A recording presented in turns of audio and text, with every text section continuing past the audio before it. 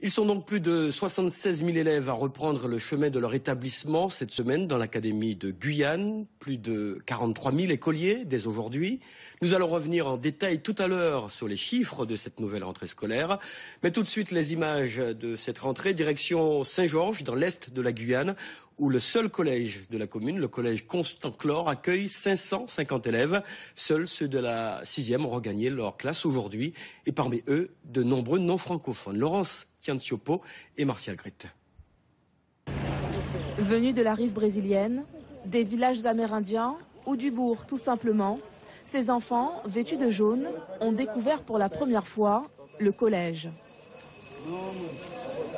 Accueil un peu solennel dans le hall sportif. Le proviseur fait l'appel. Il ne dira pas le nom d'Isabelli. On ne sait pas encore quelle sera sa classe. À 12 ans, cet élève venu de Belém découvre l'école française. Petit à petit, les 138 élèves de 6e rejoignent leur classe sous les yeux de leurs parents. Pour Isabelli, ce sera 7 salles. Lévi et Ezio l'ont rejoint. Eux aussi viennent du Brésil. La sœur d'Isabelli assure la traduction. Ils comprennent ainsi qu'ils vont intégrer l'UPEAA, l'unité pédagogique pour les élèves arrivant allophones. Chaque semaine, ils suivront 12 heures de cours de français. C'est un jour particulier. Je suis contente d'apprendre le français, la culture française, mais j'ai peur de faire des erreurs et que les autres se moquent de moi. Je me sens bon parce que j'apprends l'anglais, des choses différentes. Et parce que j'aime ici, à Saint-Georges. Il n'y a pas que je ne me sens pas bien là-bas. Parce qu'à la première école que j'étais là-bas, ils se moquaient de moi, les élèves. Cette semaine, Isabelli, Lévi et Ezio passeront des tests afin de suivre des cours de mathématiques, arts plastiques, musique et sport avec des élèves de leur niveau. Et lorsqu'ils seront prêts, ils quitteront le dispositif pour intégrer totalement leur classe. Cela peut aller de 4 mois à l'année entière pour les élèves qui ont un peu plus de difficultés. Mais au bout de 4 mois, certains élèves qui étaient vraiment scolarisés, qui ont suivi une scolarité extrêmement attentive, eh bien, ces élèves peuvent très bien rejoindre la classe dans laquelle ils sont inscrits, dans laquelle, pour l'instant, dans un premier temps, ils sont en immersion. L'année dernière, ce dispositif pour non-francophones a accueilli une quinzaine d'élèves.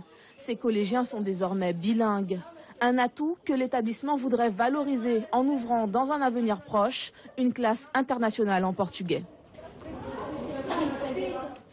Et le premier couac de la rentrée ne s'est pas fait attendre. Dans cette petite commune, 7 enseignants manquent à l'appel à l'école maternelle et élémentaire Henri Sulny. Une solution provisoire a été trouvée par le rectorat. 2 enseignants seront présents dès demain. Les élèves de cours préparatoires seront accueillis et répartis dans d'autres classes. Les autres, ceux de la maternelle, sont priés de rester chez eux en attendant de nouvelles solutions. Une situation qui ne plaît pas aux parents d'élèves. Voici justement la réaction d'un de ses parents au micro de Laurence Tiantiopo. Je sens un désarroi profond, un mécontentement.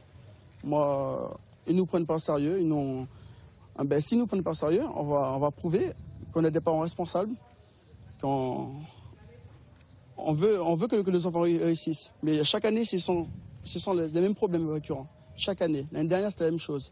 L'autre, là, des précédents, c'était la même chose. Il faut arrêter. Je pense qu'au moment, il est actuel d'apprendre ses responsabilités. Philippe Lacombe, ce parent d'élève s'adresse directement à vous. C'est déjà le premier couac de la rentrée. C'est un problème récurrent. Chaque année, il revient. Pourquoi ces enseignants ne se sont pas présentés aujourd'hui ? Alors permettez-moi tout d'abord de souhaiter une bonne rentrée scolaire quand même aux 80 000 écoliers, collégiens, lycéens et étudiants de l'Académie de la Guyane et aux 7 000 personnels. Donc le couac, nous l'assumons. Vous avez vu dans quelles conditions sur les sites isolés nous faisons les rentrées. Nous avions sur le papier tous les enseignants qui ont été affectés. Il se trouve que nous sommes en premier jour de la rentrée, nous sommes en réajustement. Je peux déjà rassurer les parents. Ce soir, sur les 5 enseignants qu'il manquait, 1 a pris ses fonctions cet après-midi, 3 ont été affectés et prendront leurs fonctions demain. Nous examinons quantité de CV pour désigner les 2 derniers manquants. Mais pourquoi ils ne se présentent pas ? Alors, vous avez des mères de famille nombreuses. Pourquoi ils ne se présentent pas? Les enseignants sont des parents aussi, et le littoral guyanais est très très attractif.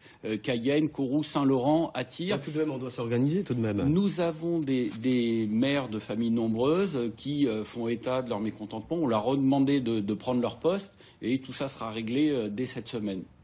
Nous allons revenir sur d'autres aspects de la rentrée. Et là, vous serez certainement satisfait de savoir que dans l'Ouest, à Saint-Laurent-du-Maroni, cette rentrée s'est déroulée plutôt dans de bonnes conditions. Les